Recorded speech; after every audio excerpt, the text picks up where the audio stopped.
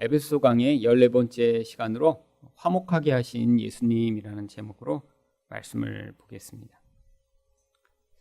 예수 그리스도로 말미암아 우리에게 주신 축복 가운데 하나는 화목해 해 주셨다라고 하는 것입니다. 16절이 이렇게 이야기를 합니다. 또 십자가로 이 둘을 한 몸으로 하나님과 화목하게 하려 하심이라. 여기서 사용된 화목하게 하다라고 하는 아포카탈라소라고 하는 단어는 두 개로 나누어진 것을 다시 합쳐서 하나 되게 만들다, 이런 뜻을 가지고 있습니다. 원래는 하나였습니다. 하나여야지만 제대로 기능할 수 있고 또 원래 만들어진 목적대로 잘 사용할 수 있는 것인데 무엇인가 문제가 생겨서 그 하나가 둘로 나누어진 것이죠. 그런데 이렇게 나누어진 것을 다시 하나 되게 해서 원래의 목적대로 사용할 수 있게 만드는 것을 여기 나오는 화목해 하다라고 하는 뜻으로 사용하고 있는 것입니다. 그렇다면 예수님은 무엇을 화목해 하셨나요? 첫 번째로 깨어진 인간관계를 화목하게 하셨습니다. 13절 말씀을 보겠습니다. 이제는 전에 멀리 있던 너희가 그리스도 예수 안에서 그리스도의 피로 가까워졌느니라.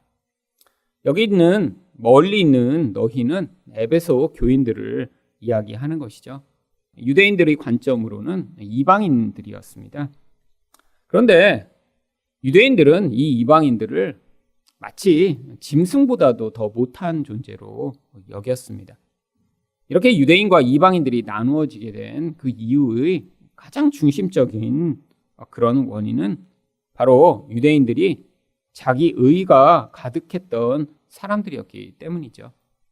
우리들은 특별한 사람이고 우리들은 하나님이 주시는 특별한 율법을 행하기 때문에 너희들보다는 나은 존재다라고 하는 자기의가 있었기 때문입니다. 결국 이렇게 자기의가 있는 사람은 교만하게 되어 있습니다. 내가 남보다 더 나은 무엇인가를 가지고 남과 나를 구분한 뒤에 그래서 그렇게 모자란 사람을 향해 이 교만한 태도를 보이는 모습. 결국 이 교만이 이방인들을 향해 표출되자 이방인들은 유대인들을 어떻게 반응했나요? 사실 당시의 상황을 보면 이렇게 유대인들이 이방인을 이렇게 멸시하고 무시할 수 있는 그런 아무런 능력이나 조건을 갖지 못했습니다. 지금 유대인들은 나라가 망한 지 벌써 수백 년이고요. 로마의 압제 가운데 살아가고 있었고요. 그리고 아주 비참한 그런 생활을 하는 사람들이 많은 그런 형국이었습니다.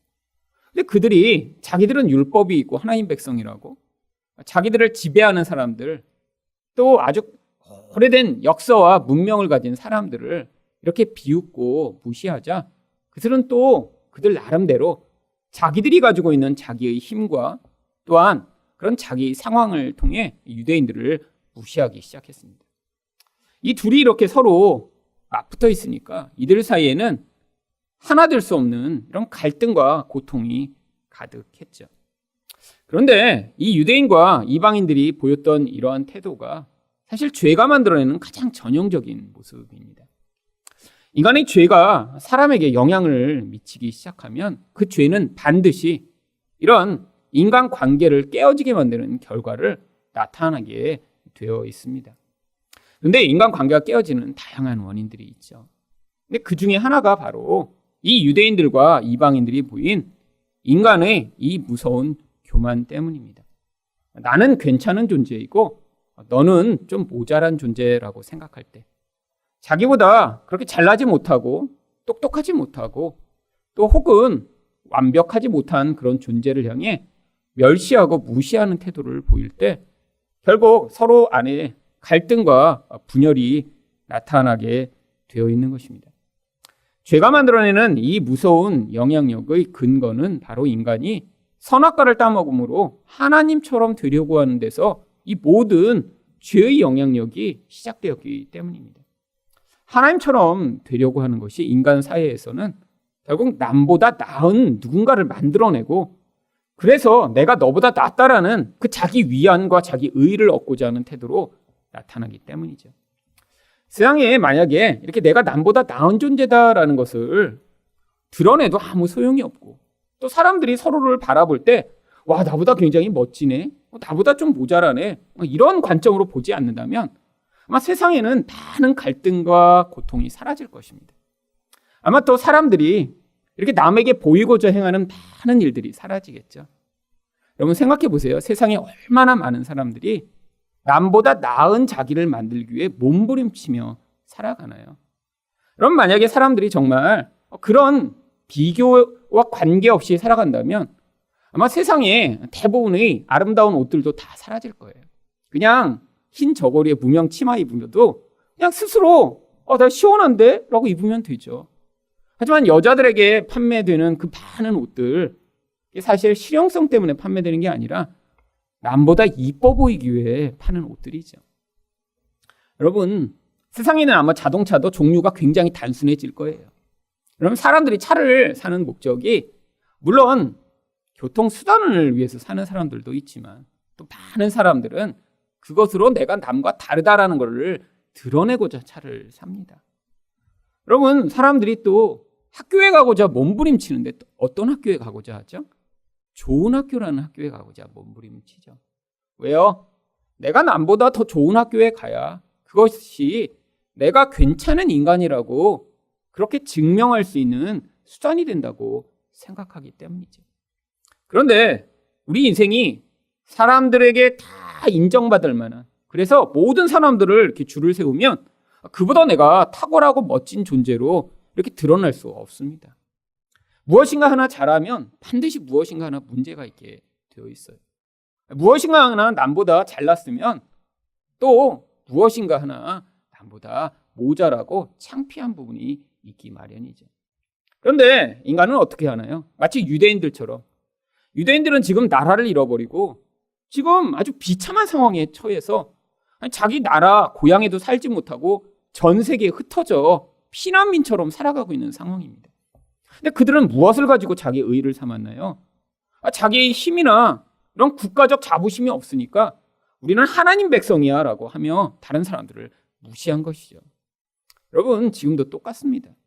무엇인가 하나 잘난 그것을 가지고 내가 다른 약점을 감추어 내가 남보다 나은 존재라고 생각하며 또 그렇게 만들고자 욕심을 내는 이 인간의 모습이 바로 결국 인간의 분열과 갈등을 만들어내는 것입니다. 여러분, 교회 내에서도 이런 갈등이 있는 대부분의 경우가 바로 이런 원인에서 시작되는 경우가 많아요. 남보다 내가 더 인정받고 싶고, 남보다 내가 더 신앙 좋은 사람이라고 평가받고 싶고, 남보다 내가 더 괜찮은 존재로 드러나고 싶은데 누군가 남보다 더 잘난 인간, 사람들에게 인기 있는 사람이 있으면 많은 사람들이 질투를 하고 미워하게 돼 있고요. 또 누군가 나를 그렇게 높은 존재로 인정해 주지 않으면 그 사람을 향해 미워하고 또 그 사람을 공격하는 경우들이 많이 있습니다. 그럼 바로 이게 인간의 죄성이 영향 미치고 있는 그런 사랑의 관계를 깨트리는 모습이죠. 여러분, 그런데 이것은 영적인 힘이기 때문에 우리 힘으로는 절대 벗어날 수 없습니다. 여러분, 누군가 질투하고 누군가 미운데 그것을 내 마음으로 저는 미워하지 않을 거예요. 난 누군가 질투하지 않아요. 아무리 결심하고 노력한다고 해서 그 미움과 질투를 벗어날 수 있나요? 또 내가 남보다 더 잘나는 사람이 되고 싶고 또 창피하지 않는 존재가 되고 싶은 그 마음을 스스로의 힘으로 벗어날 수 있나요? 여러분, 이게 영적인 힘이기 때문에 불가능하다라고 하는 것입니다. 여러분, 그런데 문제는 그렇게 자기가 잘나고 싶은 대로 다 잘날 수 있으면 괜찮습니다. 그래서 그래도 어떤 것 하나라도 그래 나는 괜찮은 존재야 라고 스스로 생각할 수 있으면 괜찮은데 여러분, 참 세상에서는 무엇 하나 그렇게 인정받기가 쉽지 않은 것이 이 세상입니다. 너무 잘난 사람도 많고요. 너무 멋진 척하는 사람도 많고요. 너무 스스로 행복한 것처럼 거짓말하는 사람들이 너무 많아서 사실 그런 세상에 살다 보면 나도 잘나고 싶기 때문에 그런 사람들의 시선 앞에 스스로 부끄러워지고 열등감을 느낄 때가 아주 많이 있는 것이 이 세상이죠. 알지 못하는 우리 안에 있는 이 열등감과 불안, 남처럼 되지 못한다라고 하는 그 생각이 결국 우리를 우울하게 만들고 우리를 고통스럽게 만드는 것입니다. 여러분, 이게 영적 힘이기 때문에 바로 예수 그리스도의 은혜가 필요한 것입니다. 그래서 14절에서 예수님이 어떤 일을 하셨나요? 그는 우리 화평이신지라 둘로 하나를 만드사 원수된 것 곧 중간에 막힌 담을 자기 육체로 허시고. 바로 이방인과 유대인 사이에 막혀있던 이 원수된 것을 예수 그리스도가 십자가로 허물어 버리셨다라고 이야기를 합니다. 왜죠? 이게 영적 영향력이기 때문이고요. 바로 선악과를 따먹어서 생긴 인간의 가장 무서운 죄에서 근거한 영향력이기 때문입니다. 결국 다른 사람과의 관계에서 연합이 가능하고 이런 원수됨이 화해되는 일이 가능하기 위해선 인간적 노력으로는 불가능한 것이고요. 바로 그곳에 예수 그리스도의 은혜로 말미암아 결국 내가 이렇게 하나님처럼 되고 싶고, 아니 남보다 더 잘나고 멋진 존재가 되고 싶은 바로 그 욕구로부터 자유를 얻어야 하는 것입니다. 그래야 나보다 다른 그런 존재를 향한 용서와 용납이 나타날 수 있고요. 또 남과 비교해서 이전에는 내가 가지고 있던 그런 수치감이나 열등감으로부터 우리가 자유를 얻을 수 있는 것이죠. 또한 15절 상반절을 보시면 예수님이 십자가로 하신 또 다른 일이 이렇게 나옵니다. 법조문으로 된 계명의 율법을 폐하셨으니. 아니 왜 원수된 것만 이렇게 깨트리신 것이 아니라 또 계명까지도 깨트리셨다라고 이야기하고 있는 것인가요?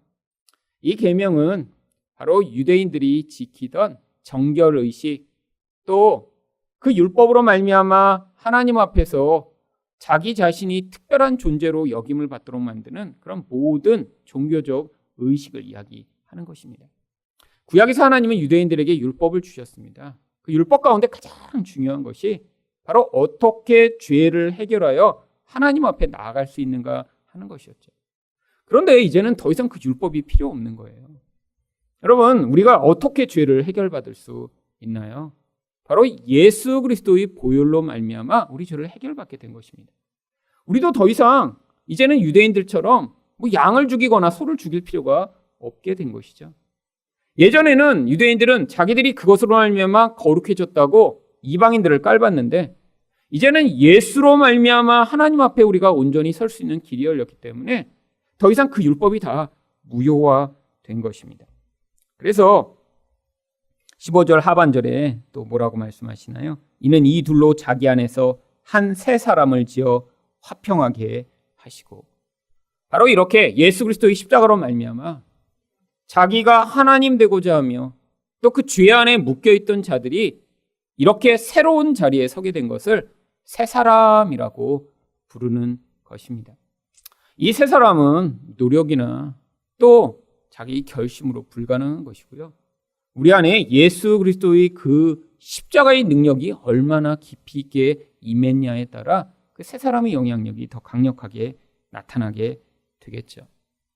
물론 이런 새 사람이 그 사람 안에서 완벽하고 온전하게 영향을 미칠 수 있다면 참 좋겠지만 우리 인생 가운데서는 그렇지 않은 경우가 많습니다. 이 새 사람의 영향력이 바로 결국 옛사람이 죽은 만큼 그의 존재를 통해 드러나게 되어 있기 때문입니다. 우리 인생 내내 그런데 우리는 결국 십자가의 은혜를 더 깊이 의존할수록 내가 내 힘으로 불가능하다는 사실을 하나님 앞에 고백하며 예수를 더 많이 붙들수록 결국 나의 이 옛사람, 자기를 높이고 자기 의로 말미암아 교만하게 반응하던 옛사람이 죽임을 당하고 이 새 사람으로 말미암아 더 온전한 관계, 더 풍성한 관계로 하나님이 인생을 이끌어 가시게 되는 것입니다. 여러분, 예수를 믿는다고 하지만 많은 사람들이 여전히 이 옛사람을 가지고 살아가는 사람들이 많이 있습니다. 예수를 믿는다고 하는데 여전히 관계는 더 불편해지고 더 분노와 미움이 싹트며 또 교회 내에서도 자기가 더 높고 강한 힘을 갖고자 열망하는 사람들이 많이 있죠. 이들은 종교 생활을 마치 유대인처럼 열심히 하고 있는데 오히려 그 종교 생활을 통해 자기 의의를 쌓아 자기를 더 교만하게 만들고 있는 바로 이 십자가의 길과 반대의 길에 서 있기 때문입니다. 바로 이 바울이 이야기한 대로 우리 안에서 이 복음의 영향력이 강력하면 강력할수록 우리가 이 예수 그리스도로 말미암아 결국 우리 교만을 내려놓고 다른 사람을 용납하고 사랑할 수 있는 자리로 나아가야 할 것입니다. 두 번째로 예수님은 무엇을 화목하게 하셨나요? 깨어진 하나님과의 관계를 화목하게 하셨습니다. 16절 상반절입니다. 또 십자가로 이 둘을 한 몸으로 하나님과 화목하게 하려 하심이라. 여러분, 인간은 원래 하나님과 사랑의 관계를 맺도록 창조되었습니다. 하나님은 그 본질 자체가 사랑이세요. 바로 관계적 속성이 사랑이라는 거죠. 하나님은 노력하실 필요가 없으세요. 그냥 그 본질의 그냥 속성 자체가 사랑이기 때문에 끊임없이 자기의 좋은 것을 나누어주고 그 생명을 같이 누리기를 원하시는 분이십니다. 그런데 바로 그 인격의 대상으로 인간을 만들어 내신 거예요. 인간이 하나님과 이런 사랑의 관계 안에 있기 위해서 필요한 조건이 무엇이었죠? 바로 하나님을 그런 온전한 하나님으로 인정하는 것입니다. 하나님을 하나님으로 인정하고 우리가 하나님을 섬기는 자리에만 서면 하나님이 우리를 종처럼 다루시는 것이 아니라 온전한 사랑으로 우리를 통해서 그 하나님의 생명이 얼마나 아름다운가를 이 보이는 세상 가운데 보여주시고자 한 것이죠. 그것을 바로 형상과 또한 모양이라고 부르는 것입니다. 특별히 여기서 형상이라고 하는 단어가 보이지 않는 영적인 것을 보이는 형태로 드러내는 것입니다. 하나님은 보이지 않는 영역에 계세요. 근데 그 보이지 않는 영역에서 하나님은 거룩하고 완벽하고 사랑이 풍성한 분입니다. 근데 이 보이는 세상을 만드신 다음에 그 보이지 않는 하나님의 모습을 보이는 우리를 통해 세상에 드러내시고 싶으셨던 거죠. 그게 바로 하나님의 영광이 드러나는 것입니다. 그렇게 하나님의 영광이 드러날 때 우리가 바로 하나님과 그 깊은 사랑의 관계 안에서 끊임없이 하나님과 깊은 관계를 맺으면 우리를 통해 하나님의 모습이 나타나게 되는 것이죠. 근데 문제가 발생했습니다. 우리가 이 사랑의 관계만 맺으면 계속 그럴 수 있었는데 우리가 하나님처럼 되려고 반역을 하는 순간에 하나님과의 사랑의 관계가 깨어져 버린 거예요. 여러분, 마치 이제 남편이 있고 아내가 있는데 남편이 밖에서 일을 해서 돈을 벌어와서 아내한테 이제 좋은 거를 사다 주고 또 월급도 다 갖다 주고 그런다고 생각해 보세요. 근데 그게 언제까지 가능하죠? 부부 관계가 유지될 때만 가능합니다. 관계가 깨어졌어요. 만약에 아내가 나한테 이렇게 좋은 것을 주는 남편 말고 밖에 나와서 다른 남자랑 바람이 났다고 생각을 해보세요.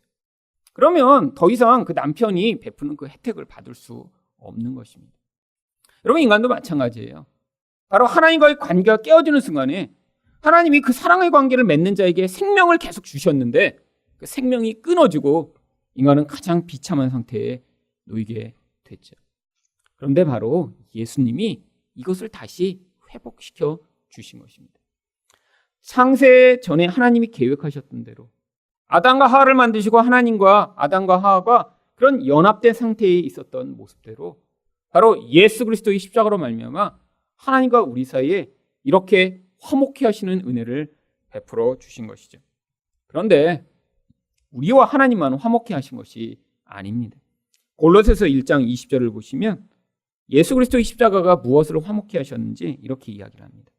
그의 십자가의 피로 화평을 이루사 만물 곧 땅에 있는 것들이나 하늘에 있는 것들이 그로 말미암아 자기와 화목하게 되기를 기뻐하심이라. 온 세상 만물까지도 하나님과 화목하게 되시기를 원하신대요.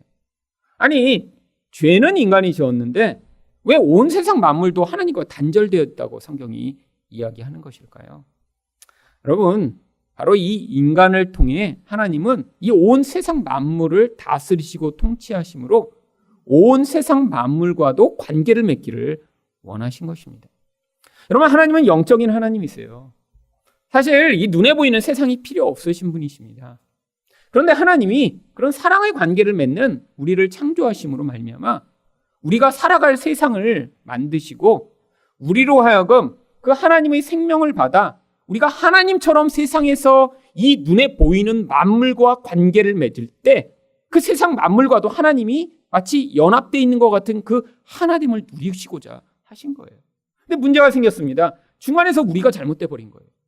그러니까 하나님이 눈에 보이는 이 세상과 직접 관계를 맺으실 수 없게 된 거예요. 또 어떤 문제가 있습니까? 우리가 잘못돼 버리니까 결국 그 죄의 영향력으로 말미암아 눈에 보이는 모든 세상이 다 타락하고 그 결과로 고통하게 된 것이죠. 그래서 로마서 8장 21절과 22절은 이렇게 이야기합니다. 그 바라는 것은 피조물도 썩어짐의 종 노릇 한 데서 해방되어 하나님의 자녀들의 영광의 자유에 이르는 것이니라. 피조물이 다 이제까지 함께 탄식하며 함께 고통을 겪고 있는 것을 우리가 아느니라. 여러분, 그 결과로 온 세상이 고통하게 되었습니다. 물론 그 고통은 영적 고통이며 또 온 세상을 덮고 있는 고통이죠. 하지만 이 고통스러운 상황은 현재도 계속해서 일어나고 있습니다. 지금 이 세상에 존재하는 생물체들이 결국 인간 때문에 계속 멸종돼 가고 있어요. 결국 앞으로 이 인간으로 말미암아 이 모든 생물들이 다 지금 사라져 버릴 위기에 처해 있죠. 실제로 이렇게 큰 짐승들 말고 아주 작은 생물들은 1년에도 몇만 종이 인간 때문에 사라져가고 있다고 합니다. 결국 계속 파괴를 시키는 거예요. 어떤 목적으로요? 인간 자기 욕심을 위해서. 근데 하나님이 이 세상을 만드신 것이 결국 인간을 위한 것입니다. 왜요? 인간은 눈에 보이는 이 세상이 없이는 존재할 수가 없어요. 근데 이 인간이 탐욕으로 말미암아 그 하나님이 인간을 위해 만드신 것도 그 탐욕으로 파괴함으로 말미암아 그 고통을 결국 인간이 경험하게 되고 있는 것이죠. 여러분, 이렇게 공기가 오염돼서 마스크를 써야지만 이렇게 길거리를 다닐 수 있는 세상이 오리라고는 사실 우리가 이전에 생각을 했겠어요. 또 햇볕을 이렇게 받으면 자외선으로 말미암아 암이 걸릴 수 있다라는 그런 세상에서 이렇게 살게 되리라고 누가 생각을 했겠어요. 여러분, 이제 우리들은 보면 이게 우리는 도시에 살고 또 농촌에 사는 분들은 공기도 좋고 이렇게 그런 데 사니까 더 오래 사실 것 같은데 오히려 농촌 사는 분들이 햇볕을 많이 봐서요 피부암에 그렇게 많이 걸린대요. 천장이 지금 다 구멍이 뚫렸습니다. 하나님이 다 이렇게 자외선이 통과되지 않도록 막아놓으셨는데 인간이 너무 많은 화학물질을 쓰고 또 소를 기르고 그래서 하늘에 구멍이 뻥뻥 나서요 햇볕을 그냥 쐬기만 해도 암에 걸리는 그런 세상이 온 것이죠. 여러분, 이게 개선이 될까요? 앞으로 미세먼지나 이런 초미세먼지가 점점 줄어들까요? 아닙니다. 점점 심해지겠죠. 눈에 보이지 않는 더 나쁜 것을 우리가 지금 영향받고 있는지도 몰라요. 마치 일본의 방사능으로 말미암아 지금 바다가 다 오염이 돼서 여러분, 후쿠시마에 있었던 이 원자력 발전소의 붕괴로 말미암아 이미 태평양 전체에 그 방사능이 다 퍼졌습니다. 그래서 후쿠시마산 생선만 먹지 않으시면 방사능과 관계없는 게 아니라 그게 벌써 해류를 타고 태평양을 한 바퀴 다 돌았더라고요. 물론 양은 차이는 있겠죠. 뭐 직접 그 앞에서 먹은 생선은 훨씬 더 방사능이 많겠지만 전 세계 바다를 벌써 다 퍼져서 돌았습니다. 여러분, 그뿐만인가요? 사람들이 매일 마시는 플라스틱이 바다로 들어가서 바로 크릴새우가 그걸 다 잘게 쪼갭니다. 그 다음에 그 크릴새우를 누가 먹죠? 바로 생선들이 다 먹어요. 결국 그래서 그 미세 플라스틱을 생선을 먹는 우리가 다 먹게 됩니다. 결국 우리가 우리 자신을 지금 파괴하고 있는 거예요. 왜요? 탐욕과 죄악이 결국 이 온 세상을 다 파괴하여 결국 온 생물이 고통하는 그런 세상을 만들어낸 것이죠. 여러분, 하나님이 맨 처음에 인간을 만드시면서 인간에게 어떤 명령을 주셨나요? 창세기 1장 28절입니다. 하나님이 그들에게 복을 주시며 하나님이 그들에게 이르시되 생육하고 번성하여 땅에 충만하라. 땅을 정복하라. 바다의 물고기와 하늘의 새와 땅에 움직이는 모든 생물을 다스리라. 여러분, 통치의 명령을 주셨습니다. 그래서 정복하라는 것은 지금처럼 가서 바다 낚시해갖고 물고기 다 잡아라 이런 뜻이 아니라 바로 이렇게 하나님의 통치에서 벗어난 존재들도 그 하나님의 통치 안으로 다 받아들여 마치 아담이 모든 동물의 이름을 불러주고 그들과 그런 온전한 관계를 맺고 있듯이 그 하나님의 통치 안으로 들어올 수 있도록 다 받아들이다라는 그런 의미죠. 여러분, 그런데 무슨 일이 벌어졌나요? 죄가 들어오면서 결국 인간이 이 온 세상에 악영향을 미치게 되었습니다. 그런데 그게 그냥 인간만이 미치는 악한 영향력이 아니에요. 하나님은 인간에게 온 세상을 통치하고 다스리는 권세를 부여하셨죠. 근데 그 권세를 잃어버리게 된 거예요. 그럼 그 권세가 어디로 갔나요? 그 권세가 바로 마귀에게로 갔음을 마귀가 스스로 고백합니다. 누가복음 4장 5절과 6절입니다. 마귀가 또 예수를 이끌고 올라가서 순식간에 천하만국을 보이며 이르되 이 모든 권위와 그 영광을 내가 네게 주리라. 이것은 내게 넘겨준 것이므로 내가 원하는 자에게 주노라. 여러분, 이 세상을 보면서 이거 다 내 거래요. 마귀가. 이 권위와 영광이 다 자기 거래요. 그리고 자기가 아무한테나 줄 수 있대요.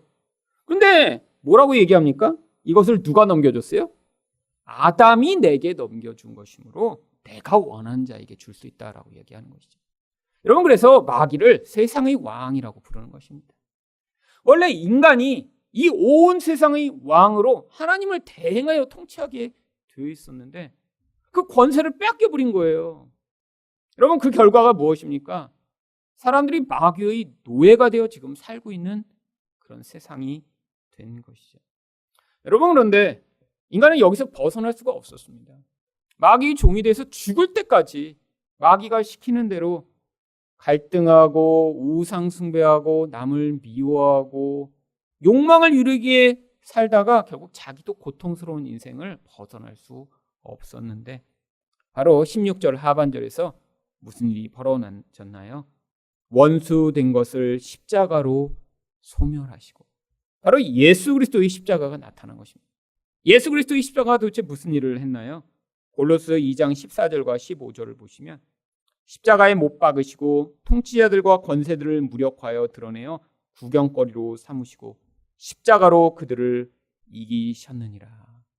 바로 이 마귀의 권세를 예수님이 이기셨기 때문입니다. 여러분, 세상에는 아직도 이 마귀의 권세에 사로잡혀 있는 사람들이 많이 있습니다. 여러분 주변에 있는 사람들 한번 보세요. 이 마귀의 권세에 사로잡혀 있는 그 사로잡힘이 강할수록 아마 욕심을 엄청 낼 거예요. 또 이 마귀의 권세에 사로잡혀 있을수록 자기밖에 알지 못해서 자꾸 관계를 깨트릴 거예요. 또 남을 자꾸 비난하고 욕하고 또 질투하고 미워할 거예요. 그러면서 무엇인가 신을 섬긴다고 하는데 그 신을 우상으로 섬기고 있겠죠. 근데 그 우상이 그 인생에 돌려주는 것이 무엇인가요? 고통과 분열과 허무함과 수치뿐입니다. 여러분, 아마 우리 가까운 인생들 가운데 이런 죄악에 사로잡혀 있는 사람들을 보시면 이 죄와 마귀적 영향력이 만들어내는 결과를 보실 수 있는 것이죠. 여러분, 근데 바로 그때 우리가 무엇을 해야 하나요? 이젠 십자가의 권세로 이 모든 마귀가 가지고 있던 권세가 깨어졌으며 바로 예수 그리스도가 우리에게 다시 그 권세를 위임해 주셨다라고 하는 사실입니다. 그래서 마태복음 28장 18절부터 20절을 보시면 예수께서 나와 말씀하여 이르시되 하늘과 땅의 모든 권세를 내게 주셨으니 그러므로 너희는 가서 모든 민족을 제자로 삼아 아버지와 아들과 성령의 이름으로 세례를 베풀고 내가 너희에게 분부한 모든 것을 가르쳐 지키게 하라. 볼지어다 내가 세상 끝날까지 너희와 항상 함께 있으리라 하시니라. 바로 우리에게 그 권세를 위임해 주시고 우리가 함께 계시겠대요. 그래서 우리가 예수 이름으로 나아가 이렇게 마귀에게 노예된 자들, 또한 이런 욕심으로 말미암아 끊임없이 분열하는 사람들, 또 자기 의의에 사로잡혀 교만하게 살아가는 자들을 향해 예수의 복음을 전할 수 있는 것입니다. 여러분, 우리 힘으로는 마귀와 싸울 수 없어요. 여러분, 마귀는 눈에 보이는 우리가 가진 능력보다 엄청나게 강한 힘과 능력을 가지고 있습니다. 또한 그래서 마귀가 사로잡고 있는 사람을 우리 힘으로 바꿀 수 절대로 없습니다. 왜요? 여러분, 이 마귀적 영향력은 영적이기 때문이죠. 여러분, 육신을 이렇게 우리가 도와줘서 좀 힘을 강하게 만들고 넘어진 사람을 일으키는 정도는 우리가 할 수 있죠. 근데 마음을 바꾸는 일은 불가능합니다. 여러분, 가까운 사람 마음을 바꾸려고 애써 보셨잖아요. 누군가 남편, 아내, 자식, 아니 부모님 조금 마음을 바꿔서 내가 좀 편해 보려고 애쓰고 노력하는데 안 되셨잖아요. 여러분, 인간의 마음은 인간이 바꿀 수 없는 거예요. 근데 하나님이 우리에게 약속을 주셨습니다. 내가 너희와 함께하여 바로 그 일을 행하겠다고. 여러분, 근데 바로 이곳에서도 우리가 자꾸 실패하는 일이 왜 일어나나요? 바로 우리가 무엇인가로 하려고 하기 때문입니다. 그래서 내가 조금만 열심을 내다가 실망하는 이유가 뭐죠? 내가 열심을 냈는데 안 되니까 실망하는데 결국 그 근거가 하나님께 있지 않고 자기에게 있기 때문에 실망하는 거예요. 하나님께 있으면 실망하지 않습니다. 근데 내가 좀 해봤어요. 기도도 좀 해보고 좀 열심도 해보고 했는데 안 되니까 자꾸 내가 노력했는데 노력의 결과가 내가 원하는 대로 안 나타나니까 자꾸 실망이 되는 거예요. 여러분, 예수님이 하시는 것입니다. 그 마음을 완전히 예수님께 옮겨 드릴 때까지 결국 우리는 이 땅에서 계속 실패할 수밖에 없어요. 여러분, 낙심한다는 것, 내가 노력하고 나서 서운하다는 것 다 아직도 자기 의에 기반을 두고 있는 거죠. 내가 이렇게 했는데 그럼 그 마음이 없어야 돼요. 예수님이 하시겠지. 예수님이 반드시 이루시겠지. 여러분, 결국 우리 인생을 통해 하나님은 이 예수의 권위로 마귀가 붙들고 있던 그 영역으로부터 하나님 백성들을 구원해내시는 놀라운 일들을 우리를 통해서도 하시는 것이죠. 여러분, 이게 바로 우리에게 주신 평안의 약속입니다. 17절 말씀을 보겠습니다. 또 오셔서 먼 데 있는 너희에게 평안을 전하시고 가까운 데 있는 자들에게 평안을 전하셨으니. 여러분, 옛날에 결국 평안이 없던 인생의 모습이 무엇인가요? 하나님과는 관계가 끊어져 늘 두려움 가운데 살아가고 인간 사이에서 끊임없이 갈등해서 계속 문제가 벌어지고 싸우고 불편하고 고통하던 이 인생이 이제는 이 예수 그리스도의 은혜가 그 모든 죄로부터 자유케 하여 인간적 노력으로는 만들어낼 수 없는 바로 그 평안을 우리에게 허락하셨다라고 하는 것입니다. 무엇보다 그런데 우리에게 주신 가장 큰 복이 무엇인가요? 18절입니다. 이는 그로 말미암아 우리 둘이 한 성령 안에서 아버지께 나아감을 얻게 하려 하심이라. 여러분, 우리 둘이 누군가요?